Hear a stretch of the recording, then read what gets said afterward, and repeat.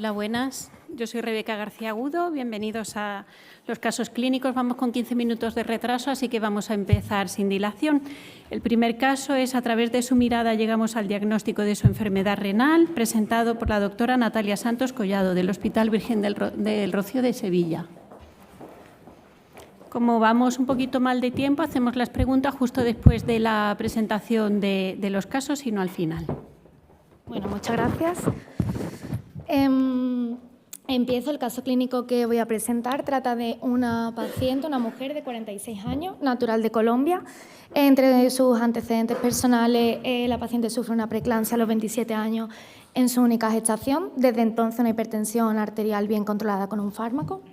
Y nos cuenta que, hace seguimiento por nefrología en su país por una proteinuria y una hematuria con un diagnóstico histológico de focal y segmentaria desde los 27-28 años. Entonces preguntamos por sus antecedentes familiares. La paciente refiere que tiene un abuelo materno que falleció a los 65 años por una patología cardíaca, un padre con 60 años que no tiene relación con él y que por lo tanto desconocemos antecedentes médicos, una madre con 65 años que es diabética, tiene colesterol y una enfermedad renal crónica no afiliada, dos hermanos y una hermana por parte de madre en principio sanos y una hija de 15 años también sana. La vemos en consulta con los resultados de las pruebas complementarias. En la analítica, lo que llama la atención en el hemograma es una anemia con una hemoglobina de 12 gramos, sin déficit de ácido fólico, hierro ni vitamina B12. En el frotis, dianocitosis, pero sin datos de hemólisis. En la bioquímica, la función renal estaba conservada. Vemos una albuminuria por cociente de unos 400 miligramos gramos y una hematuria microscópica. En la orina de 24 horas, una proteinuria de 1 gramo 200, y lo que sí que destaca es el perfil lipídico, donde vemos que la HDL está muy disminuida, por debajo de 5 miligramos de decilitro, la LDL en 161, hipertrigliceridemia, y la ApoB y la ApoA también están por debajo del límite inferior. Vale, la lipoa estaba normal y respecto a las pruebas de imagen, los riñones tenían un tamaño normal con buena diferenciación corticomedular, y la exploración física, pues era anodina, como vemos. Lo único que llamaba la atención era la mirada de la paciente, que os muestro en esta imagen. Entonces, aquí vemos cómo la córnea de la paciente estaba como turbia y rodeada por un anillo blanquecino. Es lo que, es una opacidad corneal y es lo que se conoce como fish eyes o ojos de pez. Entonces, resumiendo, tenemos a una paciente joven con antecedente familiar de enfermedad renal, la analítica, anemia, alteración del perfil lipídico, enfermedad renal crónica y opacidad corneal. Entonces, ante la sospecha de una enfermedad renal o de una enfermedad genética que estuviera relacionada con la alteración del metabolismo de los lípidos, se solicitó un estudio genético. Entonces se realizó el análisis del ADN mediante una secuenciación masiva por NGS, y estos fueron los resultados. Se encontraron 2 mutaciones, las 2 en el gen LCAT y ambas en heterocigosis.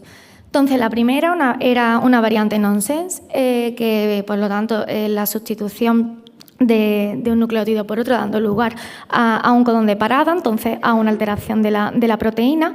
Esta variante sí que estaba descrita y estaba clasificada como una variante patogénica relacionada con trastornos de LCAT de herencia autosómica recesiva. Y la segunda era una variante missense, también en heterocigosis, que estaba clasificada como una de significado incierto. Entonces, ¿qué es el gen LCAT? El gen LCAT es un gen que codifica una enzima, que es la lecitincolesterol acetiltransferasa. Esta se sintetiza en el hígado y la función que tiene es esterificar el colesterol. Esta función, el 70%, se hace en la HDL y por lo tanto es un paso limitante fundamental para el transporte inverso del colesterol. Pero además, el 30% de esta actividad se puede llevar a cabo en otras lipoproteínas que tengan la ApoB, como es el caso de la LDL o la VLDL. La deficiencia genética de LCAT es un trastorno autosómico recesivo ultra raro. La mutación lo que produce es un déficit o una ausencia de la actividad de esta enzima. y el fenotipo muy heterogéneo. Entonces distinguimos dos síndromes: la deficiencia familiar de LECAT, que hay una ausencia de la actividad tanto de alfa como beta completa, y la de los ojos de pez, que puede haber una parcial de ambas o ausencia completa de alfa. El perfil lipídico puede ser muy parecido, la HDL y la ApoB aparecen en ambas baja o indetectable.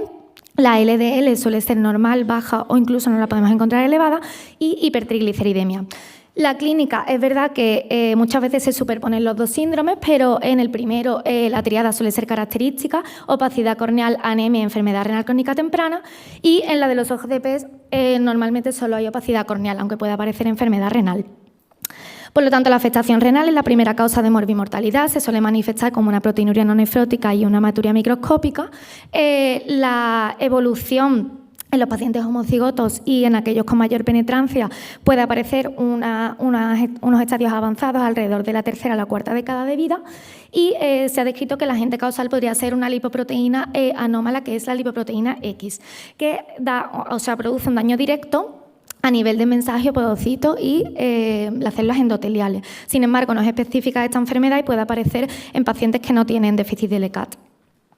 La afectación renal, los hallazgos histológicos que podemos ver, pues expansión del meságeo, vacuolización, incluso se pueden ver como pequeñas vacuolitas, como en la plata a la izquierda, que al final pues es depósito de lípidos, igual que la microscopia electrónica, dando lugar a una membrana basal glomerular engrosada irregular. Por lo tanto, el diagnóstico, sospecha clínica y estudio genético. Hay varios laboratorios que sí que estudian la actividad enzimática y que es la prueba diagnóstica determinante, y recientemente se ha visto que medir el porcentaje de colesterol no esterificado también se correlaciona muy bien con la actividad enzimática. El riesgo cardiovascular a día de hoy sigue siendo objeto de debate porque no hay datos concluyentes. Los estudios que hay, la población es muy heterogénea desde el punto de vista genético. Y el tratamiento específico como tal está en desarrollo, es la LECAT recombinante, pero a día de hoy no está comercializado. Lo que se utiliza, pues, lo que utilizamos en el resto de pacientes: control de los factores de riesgo cardiovasculares, antiproteinúricos y nefroprotectores. Y no hay datos sobre la eficacia real de este tratamiento en la enfermedad. Entonces, bueno, volviendo al caso clínico, este fue el estudio de segregación familiar. La paciente, el caso índice que está señalado con la flecha. El fenotipo de la paciente encuadra muy bien en esta enfermedad, y más o menos por donde pensamos que van los tiros es que la paciente es una heterocigosis compuesta, es una heterocigótica compuesta, y lo ideal sería estudiar o bien a los progenitores o la descendencia.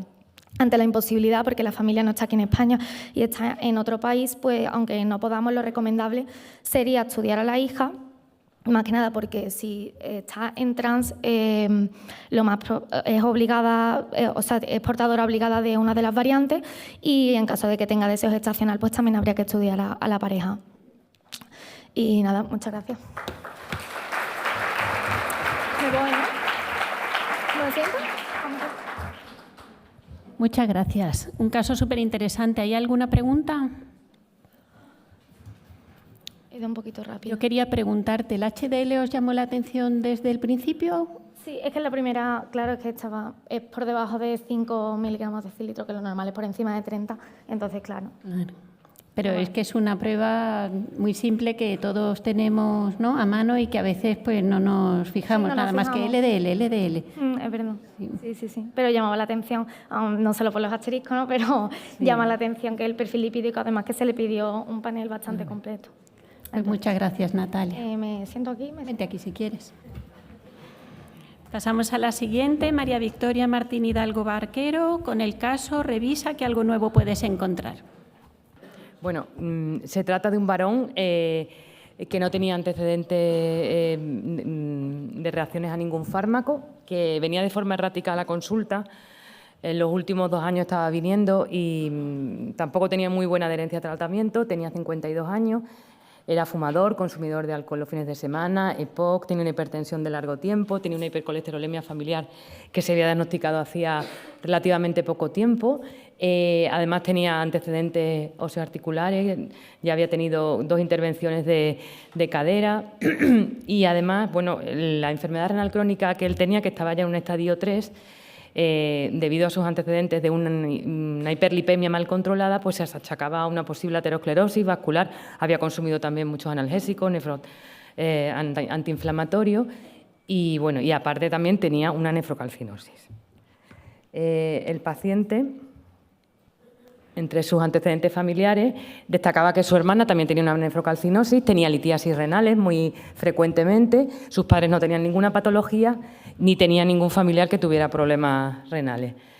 Entonces, bueno, los dos que tenían afectación renal eran ellos dos y no tenían más hermanos.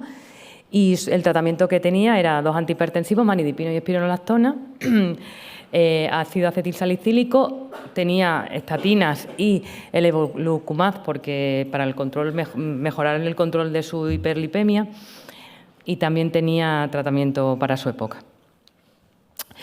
Como hacía tiempo que no venía a la consulta, pues estuvimos revisando la analítica y nos llamó un poco la atención porque el filtrado es verdad que seguía estando pues en estadio 3, pero tenía un fósforo un poco bajo y eso nos hizo revisar un poco las analíticas anteriores y vimos que efectivamente el paciente tenía un poquito de hipofosfatemia.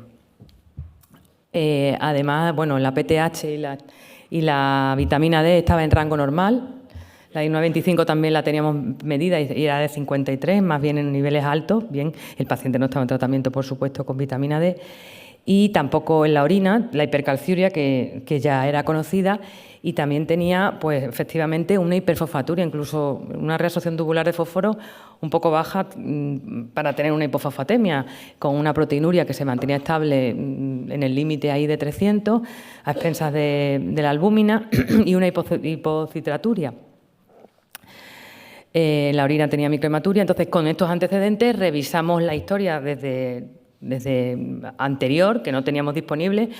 Fuimos al fichero de historias clínicas y vimos que efectivamente desde los 17 años ya el paciente estaba diagnosticado de esa nefrocalcinosis, que ya tenía una insuficiencia renal, pues estadio 3-2, era variable, era seguido por urología, que lo derivó a medicina interna. Y el paciente empezó a tomar, estaba en tratamiento con citrato potásico, hidrocorticoide y la atorvastatina, porque ya tenía una hiperlipemia severa a esa edad y tenía todo por el tema de la hipercalciuria y por esa nefrocalcinosis que tenía. Además, el paciente tenía una displasia ósea y tenía muchos dolores en la columna y tenía que estar tomando bastante frecuentemente analgésico. El paciente fue ya posteriormente derivado a nefrología, que de forma errática también venía, y además tuvo diferentes intervenciones quirúrgicas relacionadas con patología osteoarticular, que les llamaba la atención a los traumatólogos que, siendo joven, que tenía entre 30 y 40 años, pues tuviera tanta patología. Tenía ya a los 48 años ya tenía las 2 prótesis de cadera. Y ya estuvo seguido pues 5 años o así en consulta de nefrología, dejó de venir y fue posteriormente, ya un poco después de la pandemia, que volvió a venir a la consulta. Entonces, ante estos datos de hipofosfatemia, hiperfosfaturia, hipercalciuria, con PTH y vitamina D normal, en un paciente con nefrocalcinosis, pensamos que a lo mejor el túbulo proximal pudiera estar afectado. Y le ampliamos un poco el estudio pidiendo aminoácidos en la orina y una gasometría, en que encontramos que los aminoácidos estaban normales, no tenía una aminoaciduria y presentaba una discreta acidosis respiratoria y metabólica, con un anión gas ligeramente elevado, pero bueno, que podía explicarse por el grado de filtrado que ya tenía el paciente. Entonces, bueno, un poco haciendo un diagnóstico diferencial, estamos ante un paciente con una nefrocalcinosis que tiene hipercalciuria, que no presentaba hiperparatiroidismo y que tenía una fosfaturia con una respuesta adecuada de la vitamina D, del eje de la vitamina D, que estaba normal alta y que no tenía ni aminoaciduria ni glucosuria. Entonces le pedimos un estudio genético en el que nos encontramos, que nos describían que el paciente tenía 2 variantes, una patogénica y otra probablemente patogénica, en el gen que codifica a un cotransportador del sodio-fósforo en el túbulo contornodeado proximal, el gen SLC34A3. Y bueno, este gen, que está en el cromosoma 9, junto con otro cotransportador de fósforo, codifica, o sea, que es el sodio-fósforo 2A son los que realmente absorben más fósforo en el túbulo, son los que tienen más importancia a la hora de la reabsorción de fósforo por el riñón. Y bueno, este canal, como hemos dicho, si está alterado en su función, produce una fosfaturia que se va a traducir en una hipofosfatemia que va a favorecer la producción apropiada del 1,25 vitamina D y que a su vez va a favorecer también la absorción de calcio y de fósforo a nivel intestinal, que va a provocar al final una hipercalciuria, que al final es un poco la que provoca esos síntomas de nefrocalcinosis y de litiasis que pueden tener estos enfermos. La forma de transmisión es una autosómica recesiva y es una enfermedad muy rara que se describió en el año 85 por este autor, por Tieder. Y es verdad que es una enfermedad, como hemos dicho, que tiene que tener, o sea, que es una autosómica recesiva, pero sí que se han descrito en algunos casos que algunos pacientes que son portadores pueden tener una sintomatología más benigna, pero pueden presentar también afectación. Las manifestaciones clínicas, como hemos comentado, bueno, pues son afectación ósea en forma de raquitismo, más evidente cuando se diagnostica y es más evidente cuando son pacientes que tienen afectados los dos alelos, tienen una enfermedad, vamos que sí, y luego también pues la afectación renal en forma de nefrocalcinosis y litiasis renal. Es raro que esta enfermedad, evolucione hacia la enfermedad renal, pero sí que se han descrito algunos casos. Entre los otros raquitismos hipofosfatémicos, esta se diferenciaría un poco porque la vitamina D está elevada de forma apropiada, ¿no? Y bueno, aquí hay una revisión que es que se publicó el año pasado, que es de que más número de pacientes de esta entidad se ha analizado, en la que veis que estos pacientes que son homocigotos o con heterocigosis compuesta, que tienen afectación de los dos alelos, pues tienen afectación en más del 90%, afectación ósea y o renal, y sobre todo, pues, afectación de las dos cosas, afectación renal y ósea. Y luego los heterocigotos también a veces pueden presentar alguna sintomatología. El tratamiento es el fósforo y la verdad es que los pacientes lo toleran muy bien y los niveles de fósforo pues aumentan en plasma, pero es verdad que hay pocos estudios que evalúen esta respuesta al fósforo porque hay pocos casos y además lo poco que se ha visto que aunque pueden mejorar de la hipercalciuria, en algunos casos no mejoran de la afectación ósea, siguen con los dolores y con los problemas, y otros al final, aunque mejoren de la densidad ósea y en pruebas que se dan tipo de densitometría, pero la hipercalciuria no la mejoran y siguen haciendo litiasis. En nuestro paciente, que todavía le hemos diagnosticado hace poco, y el diagnóstico creemos que tiene algo que ver con la nefrocalcinosis, pero probablemente también esté jugando un papel pues el mal control que ha tenido de la hiperlitemia y tenga lesiones también por el consumo de analgésicos, ¿no? Que tenga también un componente vascular y nefrotóxico. Pero claro, estaríamos en unos filtrados que están ya, incluso hemos visto en 30, 35, entonces, y los niveles de fósforo en alguna ocasión los tiene ya normales. Entonces, iniciar tratamiento pues no parece que esté claro. Entonces estamos pendientes de la densitometría, también estamos pendientes del estudio de sus familiares, porque pues sobre todo por su hermana, que la pobre está todo el día con litiasis y a lo mejor pues y no tiene todavía afectación importante del filtrado glomerular, pues podríamos mejorarle en ese aspecto. Entonces, como conclusiones, pues decir que esta enfermedad, un dato que nos puede hacer sospechar ante un paciente con una hipofosfatemia que va con niveles normales de vitamina D, y que además que siempre que estemos ante un paciente con una enfermedad renal crónica, insuficiencia renal, que tenga hipofosfatemia nos debe llamar la atención y debemos sospechar un daño tubular, sobre todo si el paciente tiene antecedentes personales de afectación renal u ósea o antecedentes familiares de litiasis o de enfermedad renal. Y bueno, ya lo que se ha comentado, que se necesitan estudios para evaluar la respuesta, la importancia entonces de intentar que lleguemos a diagnósticos etiológicos de las enfermedades renales, ya que el diagnóstico de estas enfermedades renales por parte nuestra, de los nefrólogos pediatras y los nefrólogos de adultos, pues es un reto apasionante al que nos enfrentamos todos los días y que debemos intentar pues llegar lo más posible a los diagnósticos de estas enfermedades. Y ya está. Muchas gracias.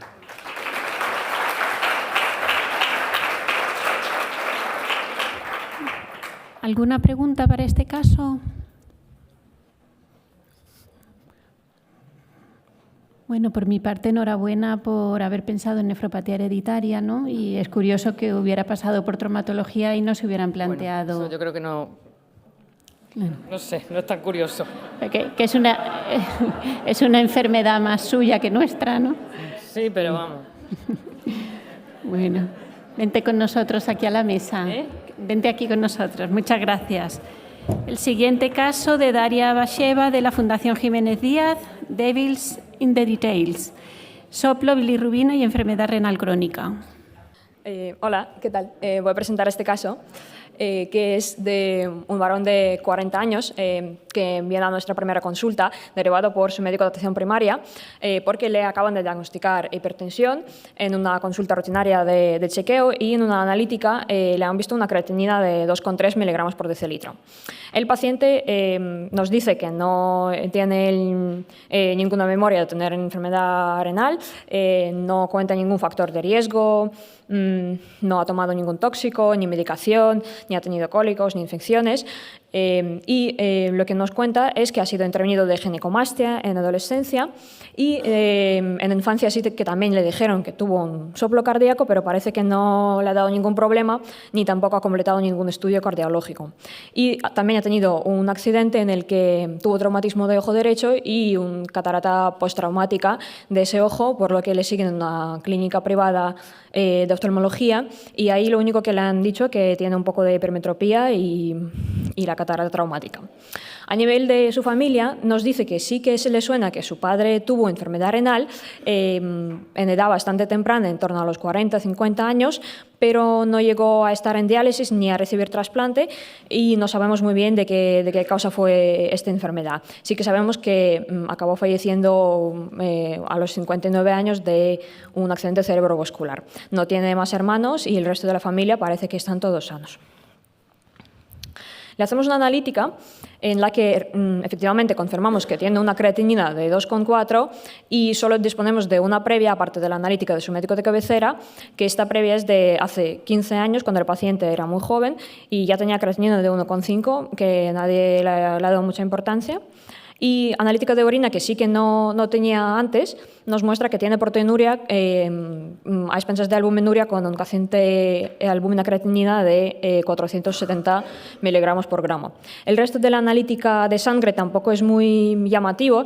Sí que tiene un poco de hiperbilirrubinemia con bilirrubina total de 1,8 a expensas de bilirrubina indirecta y una elevación leve de fosfatasa alcalina con un límite superior de normalidad de 130, o sea que una elevación muy discreta. Y también tiene hipotiroidismo subclínico, que se le realiza una ecografía de cuello y no hay ningún problema estructural a nivel de tiroides. Cuando le hacemos estudio de la enfermedad renal, el perfil glomerular es negativo, complemento normal, inmunofijación normal, niveles de inmunoglobulinas sin alteraciones y en el sedimento no tiene hematuria. Como no hemos tenido valores previos de sus creatininas, pensamos que igual puede haber un componente agudo y le hacemos una ecografía a ver qué tal están los riñones, pero no. Los riñones están los dos atróficos, de unos 8 centímetros de dimensión, con mala diferenciación córtico-medular, pero tampoco se describe ninguna otra alteración a nivel de la vía urinaria. Y ya que teníamos elevación de enzimas de colestasis, miramos el hígado, pero no tiene ninguna alteración, ni el parénquima hepático ni árbol biliar. Entonces, en resumen, tenemos un paciente joven de 40 años con una enfermedad renal crónica bastante avanzada, con albuminuria 3, que no cuenta factores de riesgo para la enfermedad renal, aparte de hipertensión, que ha sido diagnosticada recientemente. Sí que tiene algún antecedente familiar, aunque tampoco queda muy claro lo que era la enfermedad renal de su padre. Y tiene alteraciones analíticas que, bueno, un poco de bilirrubina, fosfatasa alcalina, pero tampoco nada como para llamar mucho la atención. Y tiene atrofia renal bilateral que en primer momento atribuimos a una enfermedad renal crónica avanzada, pero pensando también que podría ser la causa, de hecho, de la enfermedad renal y no la consecuencia. Y la biopsia en este caso no la podemos hacer porque los riñones son atróficos y el riesgo sería mayor que el beneficio.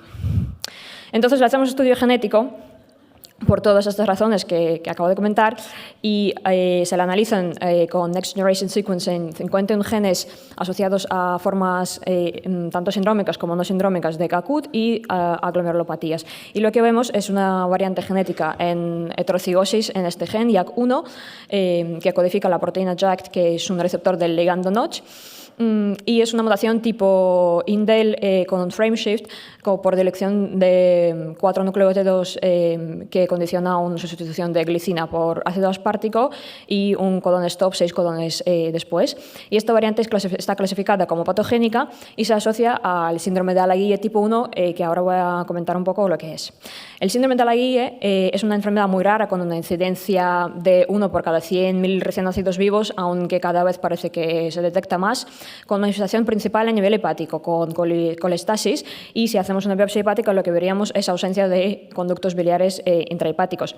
La segunda manifestación más frecuente es cardiológica, con una cardiopatía congénita más frecuente de tipo estenosis pulmonar o tetralogía de Fallot, aunque también pueden ser otras alteraciones. A nivel ocular presentan embriotoxón posterior, que es una línea densa en córnea en la cámara anterior, y pueden tener fases típicas con hipertolorismo, frente amplia, y a nivel vertebral lo más frecuente son vértebras en ala de mariposa, aunque también se pueden presentar otras alteraciones como acortamiento de falanges y otras. Y la enfermedad renal se considera realmente un criterio diagnóstico menor de este síndrome, pero sí que se ha descrito en las series que hasta 38% de los pacientes presentan alguna alteración a nivel renal, aunque solo 2% llegan a tener una enfermedad renal avanzada necesitando tratamiento renal sustitutivo. Lo más frecuente es que estos pacientes presentan alteraciones tipo CACUT, que es lo que pensamos que podría ser en parte el problema de nuestro paciente, que no sea atrofia renal, sino hipodisplasia. También pueden presentar acidosis tubular, glomerulopatía que se manifiesta como proteinuria y también estenosis de arteria renal. Nuestro paciente ahora, después de 2 años de seguimiento, vemos que ha progresado la enfermedad renal crónica con aumento de creatinina y aumento de albuminuria a pesar de tratamiento con IECAS. Le hemos mandado también a que lo valoren los especialistas de digestivo, le han hecho un fibroscan y efectivamente tiene fibrosis hepática con rigidez moderada, aunque las analíticas han sido las últimas normales, con bilirrubina de hecho ya normal. En el ecocardiograma hemos visto que tiene una válvula aórtica bicúspide, es decir, sí tiene una cardiopatía congénita con estenosis aórtica ligera, pero sin afectación de ventrículo izquierdo ni la función cardíaca. Y la radiografía lumbar es normal, no tiene vértebras en mariposa, no tiene escoliosis. Por lo tanto, presenta 3 de 5 criterios mayores de diagnósticos de este síndrome. Aparte de la cardiopatía y la afectación hepática, los compañeros de genética, al reevaluar el paciente después de tener la mutación, ya dicen que sí que se le ve como la cara típica con ojos hundidos, con apañamiento dental, y tiene estos 3 de 5 criterios mayores más afectación renal. Entonces, como conclusión, este diagnóstico de enfermedad renal genética en adultos, que es un chico bastante joven de 40 años, pero podría también llegarnos más tarde, y especialmente presentando un patrón de herencia autosómico dominante con expresividad tan variable, incluso dentro de la misma familia, y alta frecuencia de mutaciones de novo, hasta 70%, requiere un alto grado de sospecha en la consulta. Y el síndrome de Alaguille, que es una enfermedad rara, pero que nos podemos encontrar con ella porque hasta 38% de los pacientes pues, presentan una u otra forma de afectación renal. Muchas gracias.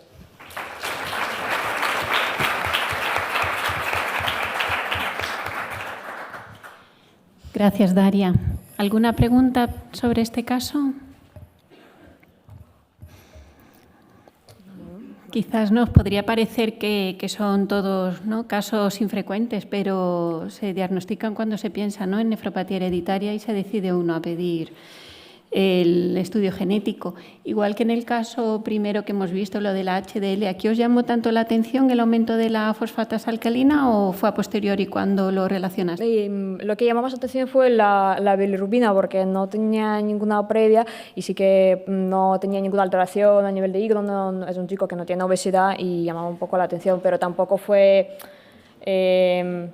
tampoco fue tan llamativo, ya fue más relacionando a posteriori. No fue eso lo que os hizo pensar en nefropatía hereditaria, ni mucho menos en un Un Alaguín. poco como todo el conjunto, porque tenía varias cosas que realmente no se explicaban por nada en particular y pensamos que podría ser alguna forma sindrómica. Claro, pues para que tomemos nota todos de ello. Pues, muchas gracias. ¿Te vienes aquí con nosotros? Para hacer luego un poquito de discusión. Y pasamos al último caso de María Sánchez del Hospital Severo Ochoa de Leganés, síndrome de Melas.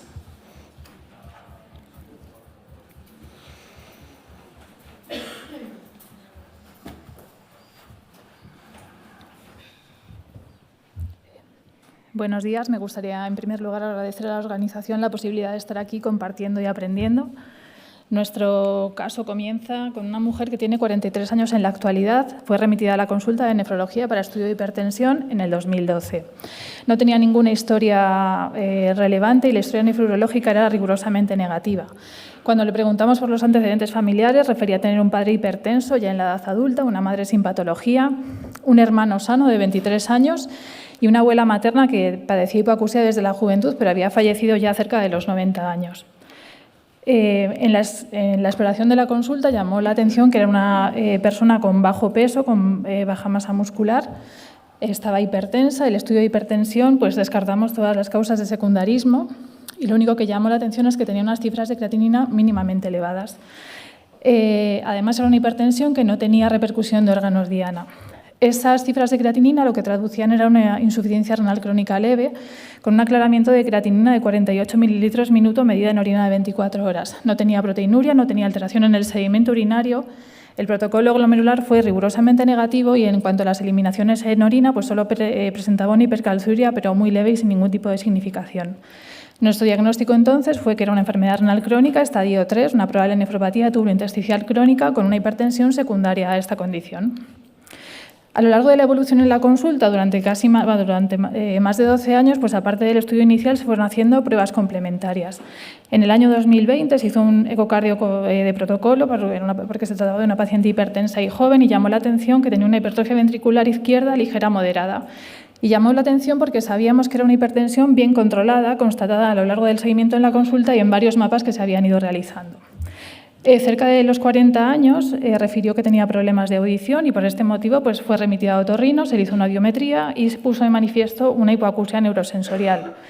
Repetimos el fondo de ojo, que fue rigurosamente normal, y lo más característico fue que en el año 2022 comenzó refiriendo dolores torácicos tipo anginoso, que obligó a los cardiólogos a hacer un estudio donde con una resonancia magnética se confirmó aquella hipertrofia ventricular ligera que veíamos y ahí se llega a hacer un cateterismo que es informado como una angina vasoespástica.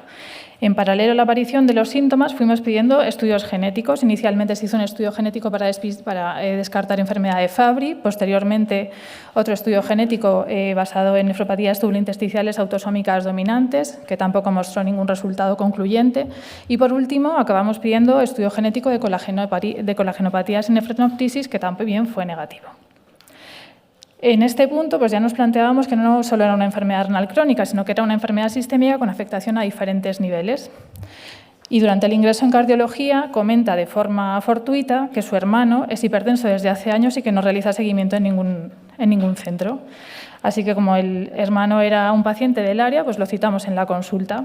Y lo que nos encontramos fue un varón de 31 años, también con poca masa muscular y bajo peso, con una hipertensión diagnosticada 2 o 3 años antes, sobre la que no se había realizado ningún estudio ni realizaba ningún seguimiento, que aparentemente estaba bien controlada, con una pauta de antihipertensivo pautada desde atención primaria, que tenía una hipoacusia bilateral neurosensorial desde los 24 años, con pérdida progresiva de audición, que le obligaba a llevar prótesis auditivas desde los 26 años, por lo que había sido estudiado en otro centro.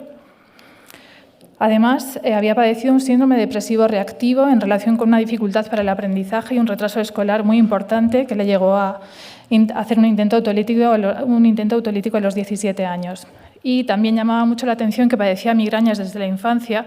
Eran episódicas, de alta frecuencia, invalidantes desde los 6 años y además era seguido en otro centro diferente al nuestro y al que había hecho el estudio de la hipoacusia. En cuanto a la historia nefrológica, muy parecida a la de la hermana, sin ningún tipo de síntomas y con cifras de creatinina bajas, pero con aclaramientos también bajos debido a la base al poco peso. No tenía proteinuria, no tenía alteración en el sedimento urinario.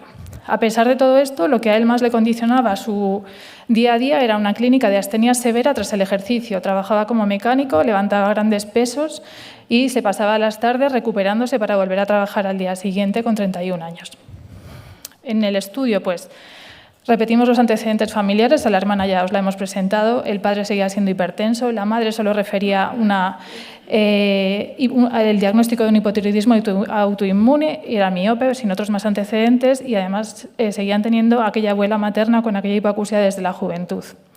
Hicimos el mismo estudio que en la hermana, sin encontrar causas de secundarismo de hipertensión, la misma enfermedad renal crónica, no encontramos nada en la ecografía renal ni en el fondo de ojo, y lo que puso de manifiesto y puso un poco todo en jaque fue, al realizar el ecocardio, se vio que tenía un ventrículo izquierdo severamente hipertrófico con un grosor de hasta 20 milímetros que condicionaba una hipertrofia ventricular severa. Se confirmó lo mismo en una resonancia magnética cardíaca y, de acuerdo con los cardiólogos, pues hizo un estudio genético conjunto para descartar nuevamente Fabry, un estudio de colagenopatías, miocardiopatías y nefropatías hereditarias que fue no concluyente. No se estudiaron en este estudio los genes mitocondriales matrilineales. Desde cardiología fue derivado a un centro de referencia de cardiopatías familiares y continúa el seguimiento con nosotros en la consulta de nefrología.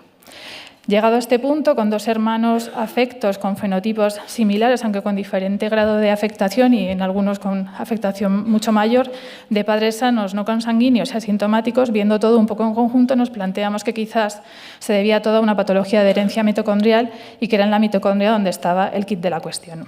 Y completamos el estudio genético con las muestras que ya había, obteniendo la identificación de la variante patogénica 3243AG en el gen MT-TL1. En el caso de la mujer, con un grado de heteroplasmia del 30%, semanas más tarde se recibió el estudio del varón y en este caso el grado de heteroplasmia, llamaba la atención, era algo menor. Esta mutación pues, hace referencia a que en la posición 3243 del ADN mitocondrial se va a producir un cambio de adenosina por guanina en el gen MT-TL1 que va a codificar para el ARN de transferencia de la leucina. Esta mutación va a impedir el correcto funcionamiento de la cadena respiratoria, que va a condicionar una deficiencia de ATP y acumulación de productos de desecho como el ácido láctico debido a una mayor dependencia del metabolismo anaeróbico para generar energía. Es la mutación más frecuente del ADN mitocondrial, también causante de otros síndromes como el síndrome de diabetes hipoacusia de herencia materna, con el que comparte manifestaciones comunes. Un par de pinceladas sobre este síndrome. Síndrome MELAS hace referencia a una encefalomiopatía mitocondrial con acidosis láctica y episodios similares a accidentes cerebrovasculares. El 80% de los casos está causados por esta mutación. En cuanto a la incidencia, pues variable, quizás desconocida.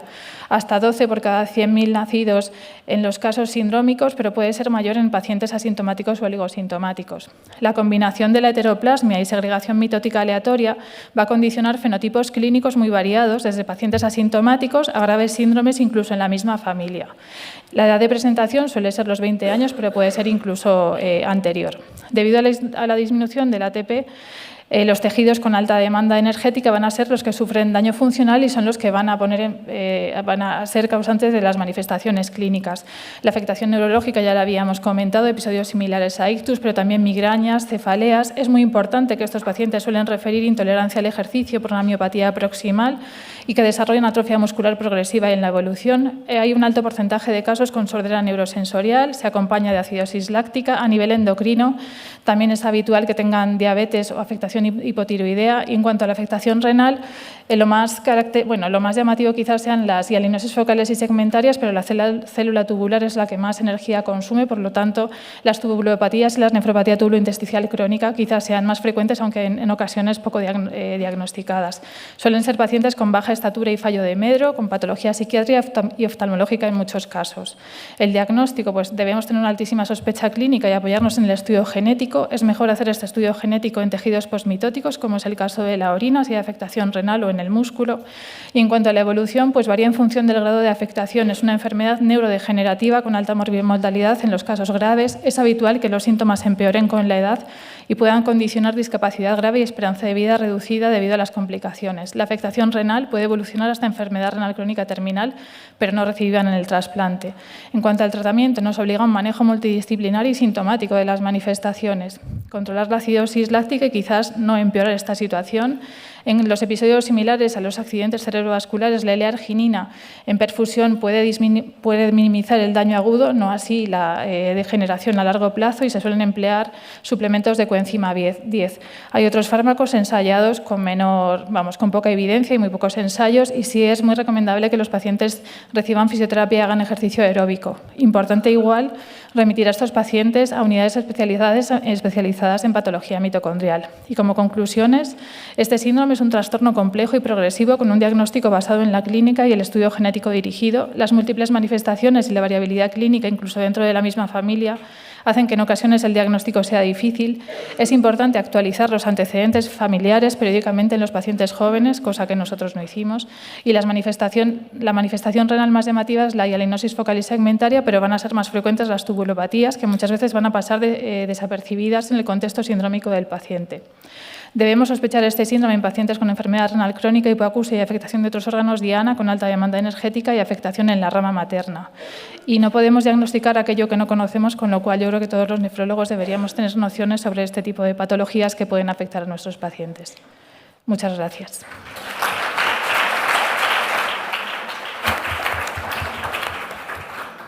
Muchas gracias, María, y enhorabuena por este caso. ¿Alguien en la sala quiere preguntar algo? Es que con los focos no veo. Aquí hay una pregunta.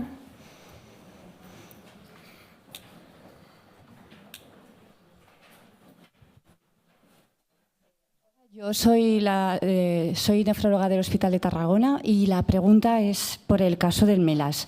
¿Qué experiencia tenéis utilizando Q10 en estos pacientes?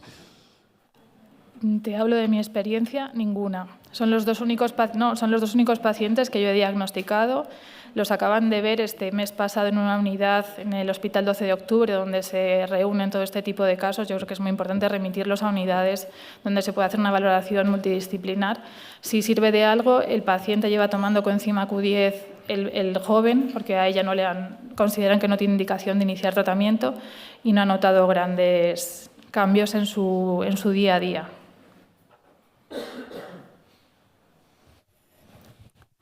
Yo creo que lo importante de estos casos, que a lo mejor no tenéis ninguno parecido, ¿no? O solamente uno o dos, ¿no? Como suele pasar con muchas nefropatías hereditarias, es que, claro, venir a foros como este donde dice uno, pero ¿cuántas enfermedades hay, no? Pues nunca voy a conocerlas todas.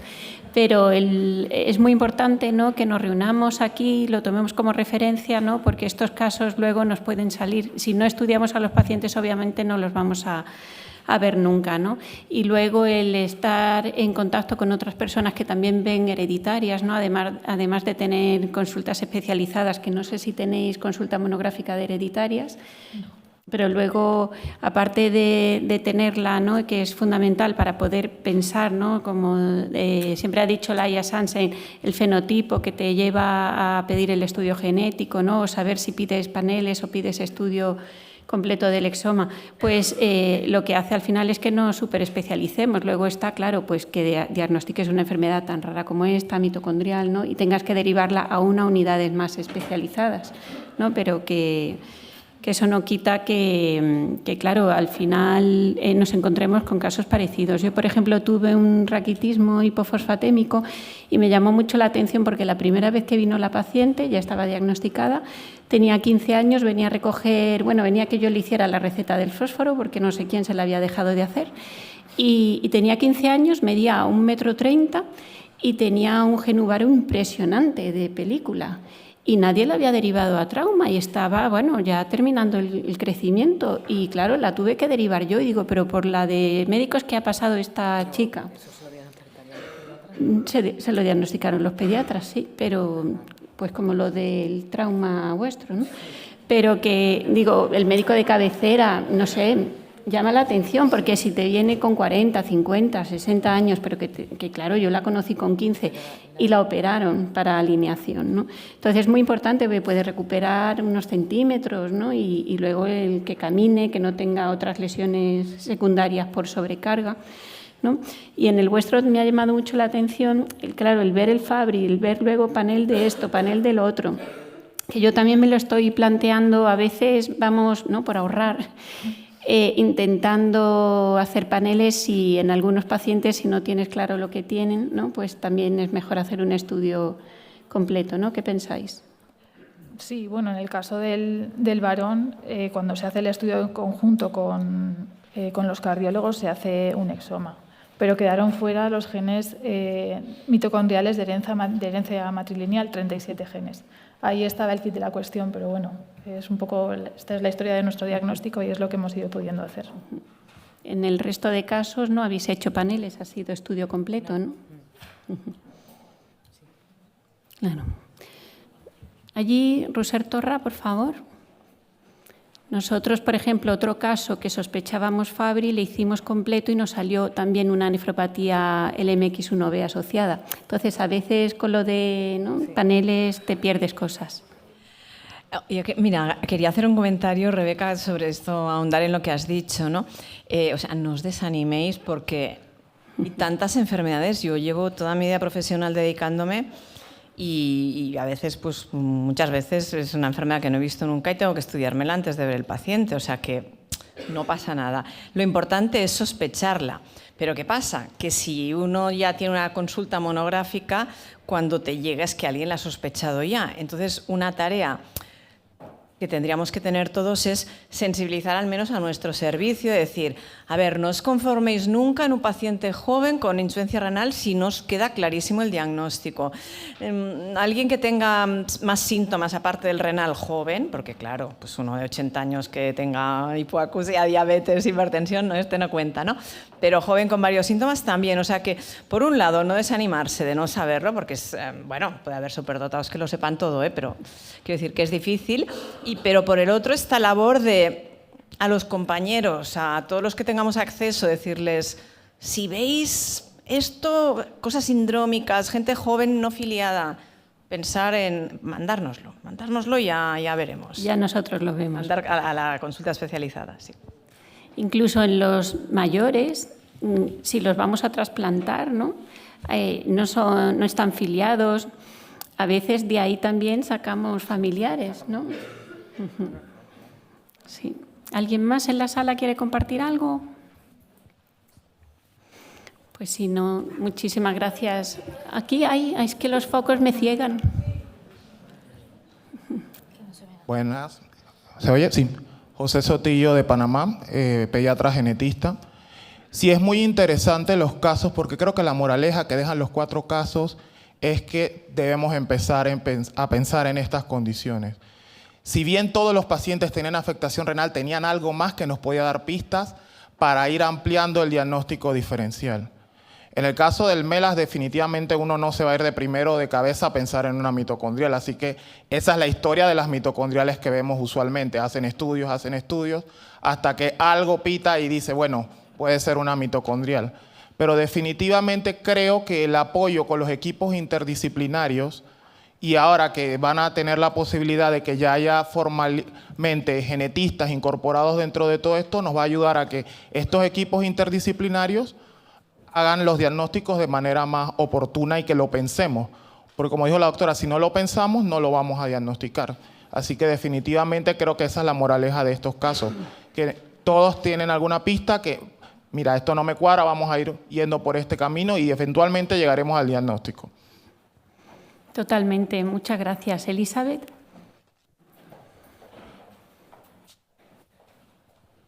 Ya os estáis animando, ¿eh? Yo quería hacer un comentario sobre lo que has dicho tú, Rebeca, ¿no? Que a veces los paneles, he oído la última frase, que nos hacen perder cosas. Yo, la verdad, o sea, creo que los paneles, hay muchos paneles. O sea, es como decir, voy al nefrólogo, hay muchos nefrólogos, el que se dedica al trasplante, el que es nefropediatra. Entonces, no podemos generalizar, porque al final si tú pides un exoma, como ha explicado Yana, hay regiones que tampoco se te cubren bien y te dicen que te han mirado no sé cuántos genes y algunos fragmentos a lo mejor no están bien cubiertos. Entonces, paneles, claro, te pueden hacer un panel de, yo qué sé, de glomerulopatías con solo los genes del colágeno, o te pueden hacer con 90 genes, O sea que este concepto de panel, exoma, hay muchos paneles distintos con diseños distintos, incluso hay muchos exomas distintos porque no es lo mismo un exoma de Agilent, de Kappa, etc. O sea que también tenemos que saber, o sea, vosotros como nefrólogos tenéis que preguntar, me ha salido negativo, ¿me puedes pasar la lista de los genes que me han mirado? Entonces, porque al final te hagan un exoma, también te hacen un panel virtual, porque como ha explicado Encarna, tampoco tenemos derecho, ¿no?, a mirar todos los genes y sería una locura. Vamos a mirar los que con HPO-TERM, si es que lo haces así, estén relacionados con el fenotipo que vosotros estáis contando. Por lo tanto, también es muy importante, ¿no?, que os lo miréis bien. Bueno, es solo para puntualizar, porque parece que todo es lo mismo y todo es muy distinto. Sí, ver cuántos paneles incluye, ¿no?, en la oferta, todo eso es muy importante. Un breve comentario que me ha suscitado ahora al oír estas intervenciones, que igual suena un poquito rancio, pero en un entorno como este, pero creo que es importante y que estos casos además lo demuestran o bueno, son indicadores de lo mismo. Me parece que es muy importante hacer hincapié en la historia clínica, porque y es muy importante hacer los árboles genealógicos, porque esto es algo que ahora cada vez se hace menos, entre otras cosas que las familias son muy cortas, pero en muchísimos de estos casos se han detectado familiares en una fase ya muy avanzada del estudio, cuando eso se podría haber detectado anteriormente, ¿no? Y creo que eso, antes de empezar a pensar en muchos estudios más sofisticados, primero hay que caracterizar clínicamente el caso, ¿no? Y me parece que es muy importante, de verdad, profundizar en la historia clínica, hacer árboles genealógicos, buscar patologías asociadas extrarrenales, como ha comentado nuestro compañero. Eso creo que es un dato importantísimo, ¿no? Y con esto ya, pues muchas veces se puede orientar mucho mejor el cuadro. Y luego ya continuamos. Bueno, solo quería hacer ese comentario. Totalmente. Muchas gracias por vuestras aportaciones y dejamos la mesa aquí para dar paso a la siguiente. Gracias.